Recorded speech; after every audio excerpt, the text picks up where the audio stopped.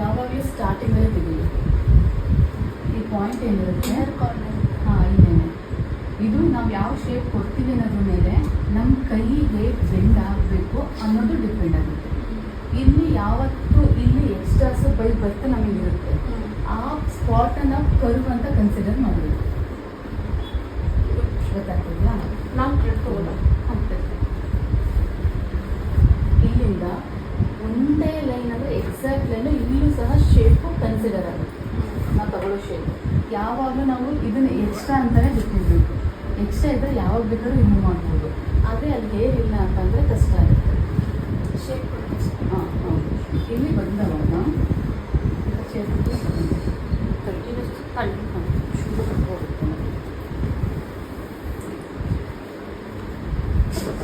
ಇದು sensitive part ಇರುತ್ತೆ.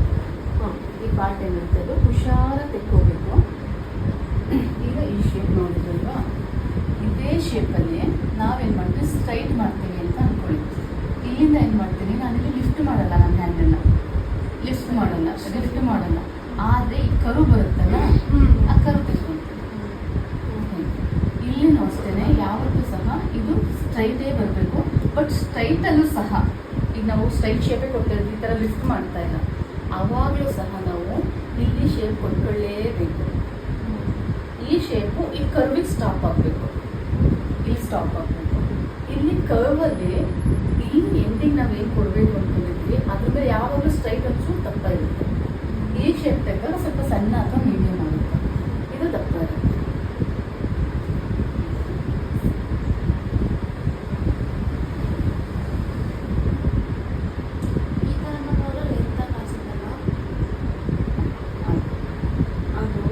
ಇದು ನನ್ನ ಪೌಡರ್ ಏನಿದೆ ಅವ್ರ ನ್ಯಾಚುರಲ್ ಹೇರ್ ಹೇಗಿರುತ್ತೆ ಅದ್ರ ಮೇಲೆ ಡಿಪೆಂಡ್. ಈಗ ಇಷ್ಟಿಗೆ ತಪ್ಪ ಏನು ಮಾಡೋಕ್ಕಾಗುತ್ತೆ ಅವಾಗ ನೀವು ಇದಷ್ಟೇ ಕನ್ಸಿಡರ್ ಮಾಡಿ. ಇದೆಲ್ಲ ನೋಡಿ, ಇಲ್ಲಿ ಬಂದವಾಗ ಈ ಕರ್ವಲ್ಲಿ ಏನು ಮಾಡ್ತೀವಿ, ಇಷ್ಟೇ. ಇಲ್ಲೇನು ಮಾಡಿದ್ವಿ,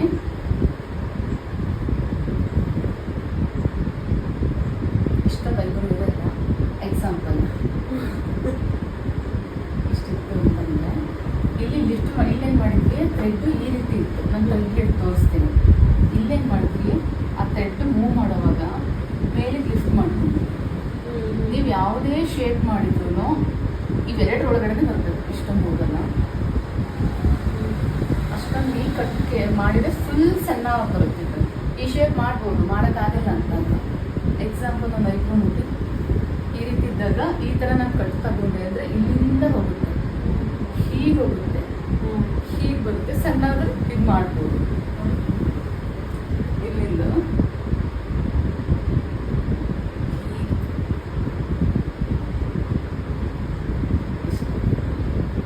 ಈ ಥರ ಬರುತ್ತೆ. ಇದು ಪ್ರಾಪರ್ ಎಲ್ಲ ಯಾರೆಲ್ಲ 80% ಇದ್ದಾರೆ ಅದೆಲ್ಲ ಇದನ್ನು ಕೇಳ್ತಾರೆ. ಆದರೆ ಎಲ್ಲರಿಗೂ ಆರ್ಚ್ ಬರಲ್ಲ. ಇಲ್ಲಿ ಏನಾಗುತ್ತೆ, ಮೇಲುಗಡೆ ಲಿಫ್ಟ್ ಇರಲ್ಲ. ಆಗ ನೀವು ಅಥವಾ ದಪ್ಪ ಇರಲ್ಲ, ಇಲ್ಲಿ ಸಣ್ಣ ಇರುತ್ತೆ, ನಂಗೆ ಆರ್ಚ್ ಬೇಕಂತಾರೆ.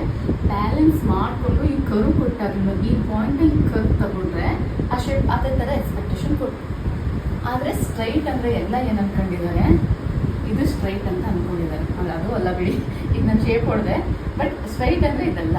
ಅಂದರೆ ನೀವು ಸಾವಿರ ಅಂದ್ಕೊಂಡಿರೋದು ಹೀಗೆ ಬರುತ್ತೆ ಸ್ಟ್ರೈಟ್ ಅಂದರೆ ಅಂತ ಏನಿಲ್ಲ. ಸ್ಟ್ರೈಟಲ್ಲೂ ಸಹ ಸ್ವಲ್ಪ ಈಗ ನಿಮಗೆ ಪರ್ಮನೆಂಟ್ ಫಿಲ್ಲಿಂಗ್ಗಳಂತ ಮಾಡ್ತೀವಿ ಗೊತ್ತಾ, ಅದೆಲ್ಲ ಆಲ್ಮೋಸ್ಟ್ ಇದೇ ಶೇಪ್ ಇರುತ್ತೆ. ಇನ್ನೂ ಕೆಳಗಿರುತ್ತೆ, ಕರು ಕೊಟ್ಟೇ ಇರಲ್ಲ. ಅದನ್ನೆಲ್ಲ ನೀವು ಒಬ್ಸರ್ವ್ ಮಾಡಿ. ಅಲ್ಲಿ ತಿಕ್ಕಾಗಿರುತ್ತೆ. ಈ ಪಾಯಿಂಟ್ ಏನಿರುತ್ತೆ, ಎಕ್ಸಾಂಪಲ್ ಇದೇ ಆಗಿತ್ತು ಅಂತ ಅಂದ್ಕೊಂಡ್ರೆ ಅವಾಗ ಹೀಗಿರುತ್ತೆ.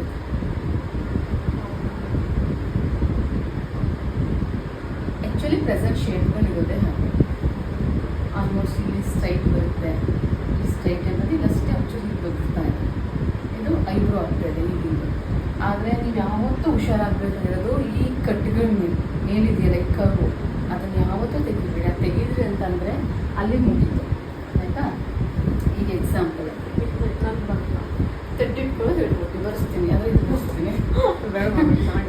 ಟರ್ನ್ ಮಾಡ್ಕೊಂಡ್ವಲ್ಲ, ಟರ್ನ್ ಮಾಡಿಕೊಂಡು ಈ ಭಾಗದ್ದು ಅಂದರೆ ಅವರು ಚೇರಲ್ಲಿ ಕೂತಿದ್ದವಾಗ ಅವರು ಈ ಭಾಗದಲ್ಲಿದ್ದರೆ ಬಲಭಾಗ ಅಂದರೆ ನಾವು ಚೇರ್ ಆಪೋಸಿಟಲ್ಲಿ ಎಕ್ಸಾಂಪಲು ಈ ಕಡೆಗೆ ನಿಂತ್ಕೋಬೇಕು. ಈ ಭಾಗದಲ್ಲಿ ಇಲ್ಲೇ ನಿಲ್ಲಬೇಕು. ಆ ಲೆಫ್ಟ್ ಸೈಡ್ ತೆಗಿಯುವಾಗ ಹಿಂಭಾಗದಲ್ಲಿ ನಿಲ್ಲಬೇಕು. ಓಕೆ, ನಾನು ಈ ಭಾಗದಲ್ಲಾದ್ರೆ ಹೇಗೆ ಥ್ರೆಡ್ ಹಾಕಬೇಕು ಅಂತ ಹೇಳ್ತೀನಿ. ಇದು ಈ ಕಡೆ ಕೂತಾಗ ರೈಟಿಗೆ ಬರುತ್ತೆ, ಇದು ರೈಟ್ ಐಬ್ರೋ. ಇದು ನೋಸ್ ಅಂತ ಕನ್ಸಿಡರ್ ಮಾಡಿದ್ರೆ ಇದು ರೈಟ್ ಐಬ್ರೋ. ರೈಟ್ ಐಬ್ರೋ ಮಾಡುವಾಗ ನಮ್ಮ ಕೈಯಲ್ಲಿ ಹೀಗೆ ಬರಬೇಕು. ನಾವು ಬಲೂನ ಸ್ಕೆಚ್ ಮಾಡ್ಕೊಬಿಟ್ಟು ಈ ಕಡೆಯಿಂದ ಒಂದ್ಸಲ ದಾರ, ಈ ಕಡೆಯಿಂದ ಒಂದ್ಸಲ ದಾರ ಇಟ್ಟು ಪ್ರಾಕ್ಟೀಸ್ ಆಗೋದಿಲ್ಲ. ನಾವು ಆ ಬಲೂನ್ ಸಹ ಉಲ್ಟಾ ಇಟ್ಕೊಂಡು ಹಿಂದೆಯಿಂದಲೂ ಪ್ರಾಕ್ಟೀಸ್ ಮಾಡಬೇಕು. ಈ ಐಬ್ರೋ ಬಂದವಾಗ ಪ್ರಾಕ್ಟೀಸಲ್ಲಿ ಹೀಗೆ ಹೀಗೆ ಅಂತ ಬರೋದು. ಅದು ಈ ಐಬ್ರೋ ಇದ್ದವಾಗ ಈ ಭಾಗದಲ್ಲೇ ನಿಲ್ಬೇಕು, ಈ ಐಬ್ರೋ ಇದ್ದಾಗ ಹಿಂಭಾಗದಲ್ಲೇ ನಿಲ್ಬೇಕು. ಆ ರೀತಿ ನಿಂತ್ಕೊಂಡೇ ಪ್ರಾಕ್ಟೀಸ್ ಮಾಡಬೇಕು. ನಾನು ಇಷ್ಟು ಸುತ್ತ ನಿಮಗೆ ಹೇಳ್ಕೊಂಡಿದ್ದು ಬರೀ ಥ್ರೆಡ್ ಹೇರ್ ರಿಮೂವ್ ಮಾಡೋದಷ್ಟೇ ತೆಂಗಿನಕಾಯಲ್ಲಿ. ಎಲ್ಲೂ ಸ್ಕೆಚ್ ಮಾಡಿಲ್ಲ. ನಾನು ಸ್ಕೆಚ್ ಮಾಡಿದ್ರೆ ಒಂದ್ಸಲ ತೆಂಗಿನಕಾಯಿ ಈ ಥರ ಇರಬೇಕು, ಇನ್ನೊಂದ್ಸಲ ನಾವು ತೆಂಗಿನಕಾಯಿನ ಮುಂದೆ ನಾವಿರ್ಬೇಕು ಈ ಕಡೆ. ಇನ್ನೊಂದು ಪ್ರಾಕ್ಟೀಸಲ್ಲೂ ಸಹ ನೀವು ಹಾಗೆ ಮಾಡಬೇಕು. ಈಗ ನೋಡ್ಕೊಂಡಿದ್ದು ಇಲ್ಲಿ ತೆಗಿತಾ ಇದ್ದೀನಿ ಸ್ಟ್ರೈಟ್. ಈ ಸ್ಟ್ರೈಟ್ ಒಳಗಡೆದು ಎಷ್ಟು ಲಿಫ್ಟ್ ಆಗಬೇಕು ಅನ್ನೋದು ನನ್ನ ಹ್ಯಾಂಡ್ ಮೇಲೆ ಡಿಪೆಂಡ್ ಆಗಿರುತ್ತೆ. ನಾನು ಅಲ್ಲಿವರೆಗೂ ಹಾಗೆ ತೆಕ್ಕೊಂಡು ಬರ್ತೀನಿ, ಆಯ್ತಾ. ಇಲ್ಲಿ ಕೆಳಗಡೆ ಬಂದಾಗ ಅಥವಾ ಈ ಟರ್ನ್ಗಳಲ್ಲಿ ಈ ಶೇಪ್ ಹೀಗೆ ಹೋದ್ರೆ ಒಳ್ಳೆಯದು. ಈಗ ನಿಮ್ಗೆ ತೆಗಿಯೋಕ್ಕಾಗುತ್ತೆ ಅಂದ್ರೆ ಶೇಪ್ನ ತೆಕ್ಕೊಂಡು ಈ ಆ್ಯಂಗಲ್ ತೆಕ್ಕೋಬೋದು ಸ್ವಲ್ಪ. ಬಟ್ ಆದರೂ ಥ್ರೆಡ್ನ ಹೀಗೆ ಇಡಬೇಕಂದ್ರೆ ಇಲ್ಲಿ ಗ್ರೋತ್ ಈ ಕಡೆಗಿರುತ್ತೆ, ಇಲ್ಲಿ ಸ್ವಲ್ಪ ಸ್ಟ್ರೈಟ್ ಇರುತ್ತೆ, ಆಮೇಲೆ ಈ ಕಡೆ ಹೀಗೆ ಬೆಳೆದಿರುತ್ತೆ. ಇದು ಮಾತ್ರ ಕಂಪಲ್ಸರಿ ಡೌನ್ ಇರುತ್ತೆ. ಯಾವುದೇ ಸೈಡ್ ಡೌನ್ ಇದೆ ಅಂದರೆ ನಾವು ಆಪೋಸಿಟ್ ಡೈರೆಕ್ಷನ್ ಥ್ರೆಡ್ ಮಾಡಬೇಕು, ಅಥವಾ ಲಿಟಲ್ ಬಿಟ್ ಕ್ರಾಸ್ ಮಾಡ್ಕೋಬೋದು. ಇಲ್ಲಿ ಬಂದು ನಮ್ಮ ಹ್ಯಾಂಡು ಇದು ಸ್ಟ್ರೈಟೇ ಇರಬೇಕು, ಈ ಪಾಯಿಂಟ್ ಎಕ್ಸಾಕ್ಟು. ಆದರೆ ಈ ಪಾಯಿಂಟಿಂದ ಇಲ್ಲಿ ಹೋಗ್ತಲ್ಲ ಸ್ವಲ್ಪ ಕವು ಇಷ್ಟೇ, ಜಾಸ್ತಿ ಇಲ್ಲ. ಇಲ್ಲಿ ಹೋಗುವಾಗ ಅದನ್ನು ಅಷ್ಟೇ. ಇಲ್ಲಿ ಬರ್ತಿರೋಲ್ಲ, ಇಲ್ಲಿ ಟರ್ನ್ ಮಾಡಲೇಬೇಕು. ನೀವು ಫ್ರಂಟಲ್ಲಿ ಇಲ್ಲ ನಾನು ಎಕ್ಸ್ಪರ್ಟ್ ಇದ್ದೀನಿ, ಹಿಂಗೆಲ್ಲ ತೆಕ್ಕೊಂಡಿದ್ದು ನಾನು. ಈಗ ತೆಗೆಯುವಾಗಲೂ ನಾನು ಅದೇ ಹೇರ್ನ ಹೀಗೆ ತೆಕ್ಕೊಂತಿದ್ದೀನಿ. ಇಲ್ಲಿ ಬಂದರೆ ಟರ್ನ್ ಆಗಲೇಬೇಕು. ಮತ್ತು ಈ ಪಾರ್ಟು ಸೆನ್ಸಿಟಿವ್ ಇರುತ್ತೆ, ಮತ್ತು ಈ ಪಾರ್ಟ್ಗಳು ಸೆನ್ಸಿಟಿವ್. ಇದು ಏನೋ ಆಲ್ಮೋಸ್ಟ್ ಆಗಲ್ಲ. ಇದು ಆದ ನಂತರ ಸೆಂಟರ್ ತೆಗಿತಾ ಇರ್ತೀವಿ. ಎರಡು ಐಬ್ರೋದು ಸೆಂಟರ್ ಇದೆ ಅಂತ ಅನ್ಕೊಳ್ಳೋಣ.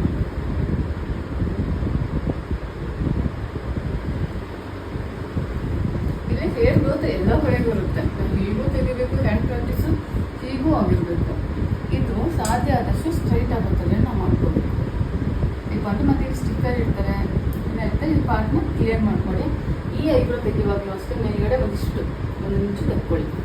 ಇಲ್ಲಿ ಬರುವಾಗ ಈ ಭಾಗದ ಎಲ್ಲ ಹೇರು ಹೋಗ್ಬೇಕು, ಒಂದು ಹೇಳಿರೋ ಥರ.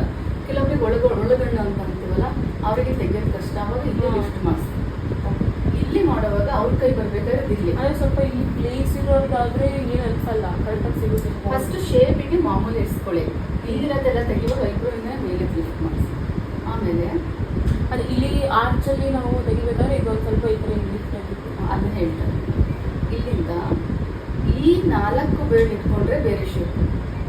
ಈ ಪಾಯಿಂಟಲ್ಲಿ 1 ಅಥವಾ 2 ಬೇರೆ ಫಿಂಗರ್ ಇಟ್ಕೊಂಡ್ರೆ ಬೇರೆ ಶೇಪ್. ಎಕ್ಸಾಂಪಲ್ ಇದು ಐಬ್ರೋ ಇದೆ ಅಲ್ವಾ, ಇದನ್ನ ಅವರು ಹೀಗೆ ಇಟ್ಕೊಂಡ್ರು. ಒಂದೊಂದ್ಸಲ ಸುಮ್ಮನೆ ಇಲ್ಲಿರುತ್ತೆ ಕೈ, ಏನು ಶೇಪ್ ಕೊಡೋಕ್ಕಾಗುತ್ತೆ ಇವಾಗ.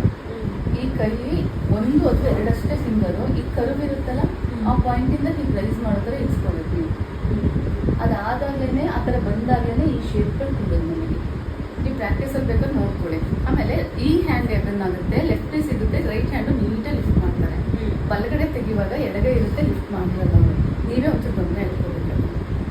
ಈಗ ಲಿಫ್ಟ್ ಮಾಡಿಸಿ ನೀಟಾಗಿ ನಿಮಗೆ ಯಾವ ಶೇಪ್ ಬೇಕು. ಕೆಲವೊಬ್ರಿಗೆ ಇಷ್ಟನೇ ಇರಲ್ಲ. ನನಗೆ ಬರ್ತಾರೆ ಕೆಲವೊಬ್ರು ಕ್ಲೈಂಟು ಬಂದೇನು ಹೇಳ್ತಾರೆ, ಮ್ಯಾಮ್ ನನಗೆ ಅಷ್ಟು ಮೇಲೆ ಲಿಫ್ಟ್ ಮಾಡೋದು ಬೇಡ, ನನಗೆ ಹೀಗೆ ಇರಲಿ. ನಾನು ಎಕ್ಸಾಂಪಲ್ ನಾನು ಮಾಡ್ತೀನಿ ಅಂತ ಹೇಳ್ತಾರೆ. ಅವರಿಗೆ ಹಚ್ಕೊಳ್ಳೋದು ಬೇಡ, ಅವ್ರಿಗೆ ಹೇಗೆ ಬೇಕು ಹಾಗೆ ಮಾಡ್ಕೊಳ್ಳೋದು ಅಷ್ಟೇ. ಹೌದು. ಆಮೇಲೆ ಕೆಲವೊಬ್ರು ಬರ್ತಾರೆ, ಅವ್ರಿಗೆ ಇಷ್ಟೇ ಹೀಗೆ ಇರುತ್ತೆ, ಒಂದೊಂದ್ಸಲ ಬರೀ ಸ್ಟ್ರೈಟೇ ಇರುತ್ತೆ. ಆಮೇಲೆ ಈ ಕಡೆ ಹೇರ್ ಬೆಳ್ಕೊಂಡಿರುತ್ತೆ, ಇಲ್ಲ ಹೇರೇ ಇರಲ್ಲ ಮೇಲ್ಗಡೆ. ಅವ್ರು ಹೇಳ್ತಾರೆ ನನಗೆ ಲಿಫ್ಟ್ ಬೇಕು, ಬೇಗ ಆಚ್ಕೊಡಿ ಅಂತಾರೆ, ಆಗಲ್ಲ. ಆಮೇಲೆ ದಪ್ಪ ಕೊಡಿ ಅಂದರೆ ನಿಜ ಆಗಲ್ಲ. ಅದನ್ನು ನೋಡಿಕೊಂಡು ಸ್ವಲ್ಪನೇ ನೋಡಿಕೊಂಡು ತಕ್ಕೊಳ್ಳಿ. ಎಷ್ಟಾಗುತ್ತೆ ಅಷ್ಟು. ಮೊನ್ನೆ ಅವರು ಲೇಡಿ ಬಂದಿದ್ರು ಗೊತ್ತಾ, ನೈಟು ವಾಪ್ ಎತ್ಕೊಂಡು ಬ್ಲ್ಯಾಕ್ ಇದ್ರು. ಅವ್ರದ್ದು ಒಳಗಡೆ ಕಣ್ಣು. ಆಮೇಲೆ ಅವರು ಇಲ್ಲಷ್ಟೇ ಶೇಪ್ ಕೊಡೋಕ್ಕಾಗಲ್ಲ, ಇಲ್ಲಿ ಯಾವುದು ಶೇಪ್ ಬರಲ್ಲ. ಹಾಗಾಗಿ ಇಟ್ಟಾದ್ಮೇಲೆ ಶೇಪ್ ಕೊಟ್ಕೊಂಡಿರೋಲ್ಲ. ಈ ಹೇರ್ ಬೇಕಾದ್ರೆ ಆಮೇಲೆ ಇದನ್ನೇ ಶೇಪ್ ಎಲ್ಲ ಆಯ್ತಲ್ವಾ, ಇಲ್ಲಿ ಎಕ್ಸ್ಟ್ರಾ ಕೂದಲು ಹಿಂದಿಂದ ಆಚೆ ಇರುತ್ತಲ್ವಾ, ಅದನ್ನು ಬೇಕಾದ್ರೆ ನೀವು ಇದನ್ನ ಕೈನ ಐಬ್ರೋ ಮೇಲೆ ಇರಿಸಿ ಲಿಫ್ಟ್ ಮಾಡಿ ಮೇಲಿಕ್ಕೆ. ಇದು ಸಿಗ್ತಿರಲ್ವಲ್ಲ ಈ ಪಾರ್ಟು, ಪ್ರಾಕ್ಟೀಸ್ ಆಗೋವರೆಗೂ ತಲೆ ಕೆಡಿಸ್ಕೋಬೇಡಿ. ಶೇಪ್ ಮಾಡಿಸ್ಕೊಳ್ಳಿ. ಆಮೇಲೆ ಐಬ್ರೋ ಮೇಕೆ ಬೇಕಾದ್ರೆ ಇಟ್ಕೊಂಡು ಹೀಗೆ ಎಳೆದಿಟ್ಕೊಂಡ್ರೆ ಇಲ್ಲಿದೆಲ್ಲ ತೆಗಿಬೋದು. ಆರಾಮಾಗಿ ತೆಗೀರಿ. ಮತ್ತೆ ಈ ಚರ್ಮ ತುಂಬ ಸಾಫ್ಟ್ ಸುಕ್ ಸುಕ್ ಇರುತ್ತೆ ವಯಸ್ಸಾಗ್ತಾ ಆಗ್ತಾ. కొంచెం ನೋಡಿ ಟೈಟಾಗಿ ಮಾಡಿ ದಾರ ಹೇಗೆ ತಿರುಗಿಸ್ತೀವಿ ಅನ್ನೋ ಡಿಪೆಂಡ್ ಆಗುತ್ತೆ. ಇದನ್ನ ನಾನು ಆ ಕಡೆ ಚೇರಲ್ಲಿ ಹೇಳ್ಕೊಡ್ತೀನಿ ಹೇಗೆ ನಿಂತ್ಕೋಬೇಕು ಅಂತ ಫಸ್ಟ್ ಹೇಳ್ತೀನಿ. ಆಮೇಲೆ ಯಾವ ಥರ ಶೇಪ್ಗಳನ್ನ ಕೊಡ್ಬೋದು ಅಂದರೆ ನಿಮಗೆ ಥಿಯರಿನಲ್ಲಿ ನೋಟ್ಸಲ್ಲಿ ನಾನು ಎಕ್ಸ್ಪ್ಲೈನ್ ಮಾಡ್ಕೊಡ್ಬೋದು. ರೌಂಡ್ ಫೇಸ್ ಹೋಗಿದ್ದು, ಸ್ಟ್ರೈಟ್ ಫೇಸ್ ಹೋಗಿದ್ದು ಅಂತ. ಆದರೆ ಬರೋರೆಲ್ಲ ನಿಮಗೆ ಆಸೆ ನಂಗೆ ಮೇಲಕ್ಕೆ ಲಿಫ್ಟ್ ಆಗಬೇಕು ಅಂತಾರೆ. ಬಟ್ ಸಾಧ್ಯ ಆದಷ್ಟು ನೀವು ಈ ಶೇಪ್ಗಳನ್ನೇ ಕಲ್ತ್ಕೊಳ್ಳಿ. ಅವಾಗ ಏನಾಗುತ್ತೆ, ಆಯ್ತಪ್ಪ ನೀವು ಲಿಫ್ಟ್ ಮಾಡಿಬಿಟ್ರಿ ಅವ್ರಿಗೆ ಇಷ್ಟ ಇಲ್ಲ, ಈ ಶೇಪ್ ಇರುತ್ತೆ ಗೊತ್ತಾ, ತೆಗೀರಿ. ಅದು ಇಷ್ಟ ಅಲ್ಲ, ಈ ಥರ ಅಲ್ಲ, ಇದು ಹೇಗಿರುತ್ತೆ ಸ್ವಲ್ಪ angle ತೆಗೀರಿ. ಅವಾಗ ಏನಾಗುತ್ತೆ, ಸ್ವಲ್ಪ ಡೌನ್ ಕಾಣುತ್ತೆ, ಅಟ್ಲೀಸ್ಟ್ ಅಷ್ಟೊಂದು ಲಿಫ್ಟ್ ಕಾಣಲ್ಲ ಅವಾಗ. ಇನ್ನು ಅದು ಬಿಟ್ಟರೆ ಒಳಗಡೆ ಕಣ್ಣಿರುತ್ತೆ, ನಂಗೆ ದಪ್ಪ ಬೇಕು ಅಂತಾರೆ. ನಿಜವಾಗ್ಲೂ ದಪ್ಪ ಮಾಡೋಕೆ ಹೋಗ್ಬೇಡಿ. ಹೆಂಗಿರುತ್ತೆ ಅಂದರೆ ಹೇಗಿರುತ್ತೆ, ಐಬ್ರೋ ಇನ್ನಿರುತ್ತೆ ಓಪನ್ ಮಾಡಿದಾಗ ಏನು ಹೇಳಕ್ಕೆ ಹೋಗ್ಬೇಡಿ. ಇಲ್ಲ ನಾನು ಮಿರರ್ ತೆಗೆದು ತೋರಿಸ್ತೇವೆ ಗೊತ್ತಾ ಅವ್ರಿಗೆ, ನೋಡಿ ಕಣ್ಣು ಈಗ ಬಿಟ್ಟಾಗ ಇಲ್ಲಿವರೆಗಿದೆ ಐಬ್ರೋಸು, ಅದು ಇಲ್ಲಿವರೆಗೂ ಇಲ್ಲಿ ಬಂದಿದೆ, ಅದು ಚೆನ್ನಾಗಿ ಶೇಪ್ ಬರಬೇಕು ಅಂದರೆ ನಾನು ಇಲ್ಲಿವರೆಗೆ ಲಿಫ್ಟ್ ಮಾಡಲೇಬೇಕು, ಇಲ್ಲ ಆಗಲೇ ಸ್ಟೇರ್ ಹೋಗುತ್ತೆ, ಇಲ್ಲಿಗೆ ಶೇಪ್ ಬರುತ್ತೆ. ತೋರಿಸಿ ಮಿರರ್ ಪಕ್ಕದಲ್ಲಿ ತೋರಿಸಿ, ಅವ್ರು ನಂಬೋದೇ ಇಲ್ಲ, ಹೀಗೆ ಸಣ್ಣ ಮಾಡಿದ್ರಿ ಅಂತಾರೆ. ಎಲ್ಲಾದ್ರೂ ಡಾಟ್ಸ್ ಇದ್ರೆ ಒಳಗಡೆ ಫಾಲ್ ಆಗುತ್ತೆ, ಅವಾಗಲೇ ತೋರಿಸಿ, ಇಲ್ಲ ನೀವೇ ತೆಗೆದಿದ್ದೀರಿ ಅಂತಾರೆ. ಸೀರಿಯಸ್ ಆಗಿ ಇಲ್ಲೆಲ್ಲರೂ ಪ್ಯಾಚ್ ಇರುತ್ತೆ, ಒಂದು ಕಡೆ ಹುಟ್ಟಿರುತ್ತೆ, ಒಂದು ಕಡೆ ಹುಟ್ಟಿರಲ್ಲ. ಅದನ್ನೆಲ್ಲ ಡೌಟ್ ಅನಿಸಿದ್ರೆ ಅವ್ರು ಟಿಪಿಕಲ್ ಕ್ಲೈಂಟ್ ಅಂತ ನಿಮ್ಗೆ ಅನಿಸಿದ್ರೆ ಅವಾಗಲೇ ಒಂದು ಸ್ಮಾಲ್ ಮಿರರ್ ಕೊಡ್ತಾರಲ್ಲ, ಮ್ಯಾಮ್ ನೋಡ್ಕೊಳ್ಳಿ ಈ ಥರ ಇದೆ, ನಾನು ಈಗ ನೋಡಿ ಅದನ್ನು ಸೀಸರ್ ಅಥವಾ ಹೂಮ್ ಇರುತ್ತಲ್ಲ ಅದನ್ನ ಹೇಳ್ಬಿಟ್ಟು ನೋಡಿ ಈ ಥರ ಮಾಡಬೇಕು, ಇಷ್ಟು ಹೀಗೆ ಶೇಪ್ ಕೊಡ್ತೀನಿ ಅಂತ ಎಕ್ಸ್ಪ್ಲೈನ್ ಮಾಡಿಬಿಟ್ಟು ಹೇಳಿ. ಇನ್ನು ಓವರಾಲ್ ಹೇಗೋ ಇರುತ್ತೆ, ಒಟ್ಟಾರೆ ಬೆಸ್ಟ್ ಶೇಪ್ ಕೊಟ್ಟರೆ ಎಲ್ಲರೂ ಸ್ಯಾಟಿಸ್ಫೈ. ನಿಯರು ಅಟ್ಲೀಸ್ಟ್ ಒಳಗಡೆ ಹೇರ್ ಹೋಗದಿರೋ ಥರ ಪ್ರಾಕ್ಟೀಸ್ ಮಾಡಬೇಕು. ಇಲ್ಲಿ ಮಧ್ಯದಲ್ಲಿ ಕಿತ್ತೋಗ್ಬಾರ್ದು ಹೇರ್, ಅದೊಂದು ಪ್ರಾಕ್ಟೀಸ್